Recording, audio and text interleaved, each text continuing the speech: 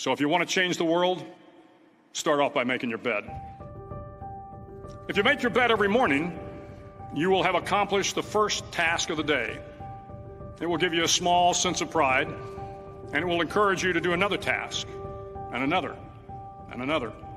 And by the end of the day, that one task completed will have turned into many tasks completed. Making your bed will also reinforce the fact that the little things in life matter. If you can't do the little things right, you'll never be able to do the big things right.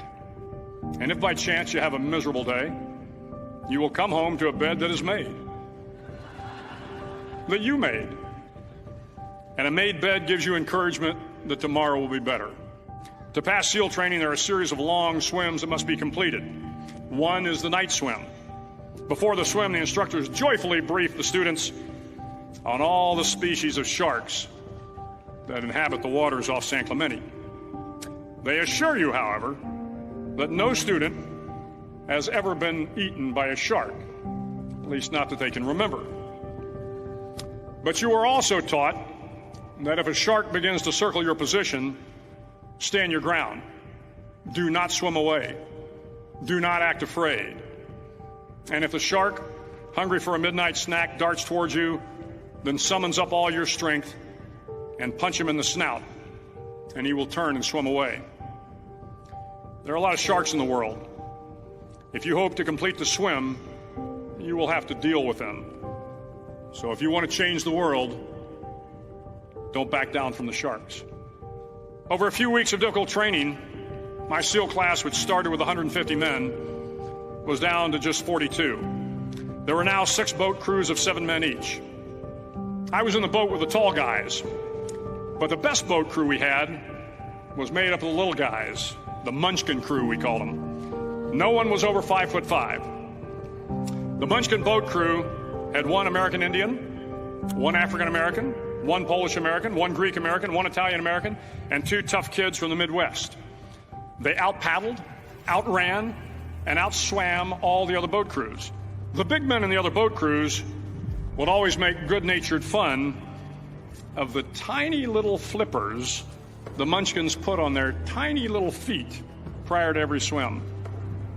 But somehow these little guys from every corner of the nation and the world always had the last laugh, swimming faster than everyone and reaching the shore long before the rest of us.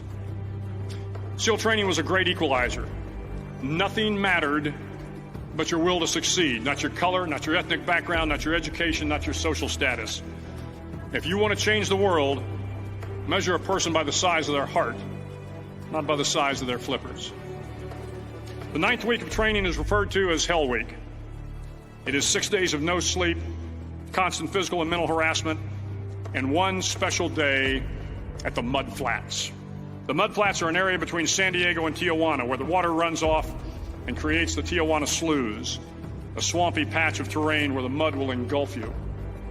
It is on Wednesday of Hell Week that you paddle down to the Mud Flats and spend the next 15 hours trying to survive the freezing cold, the howling wind, and the incessant pressure to quit from the instructors. As the sun began to set that Wednesday evening, my training class, having committed some egregious infraction of the rules, was ordered into the mud. The mud consumed each man till there was nothing visible but our heads. The instructors told us we could leave the mud if only 5 men would quit. Only 5 men, just 5 men, and we could get out of the oppressive cold. Looking around the mud flat, it was apparent that some students were about to give up. It was still over 8 hours till the sun came up. 8 more hours of bone-chilling cold. The chattering teeth and the shivering moans of the trainees were so loud, it was hard to hear anything. And then one voice began to echo through the night. One voice raised in song. The song was terribly out of tune, but sung with great enthusiasm. One voice became 2, and 2 became 3, and before long, everyone in the class was singing. The instructors threatened us with more time in the mud if we kept up the singing, but the singing persisted. And somehow the mud seemed a little warmer, and the wind a little tamer, and the dawn not so far away. If I have learned anything in my time traveling the world, it is the power of hope. The power of one person, a Washington, a Lincoln, King, Mandela, and even a young girl from Pakistan, Malala. One person can change the world by giving people hope. So if you want to change the world, start each day with a task completed. Find someone to help you through life. Respect everyone. Know that life is not fair and that you will fail often. But if you take some risks, step up when the times are the toughest, face down the bullies, lift up the downtrodden, and never, ever give up. If you do these things, the next generation and the generations that follow will live in a world far better than the one we have today. And what started here will indeed have changed the world for the better.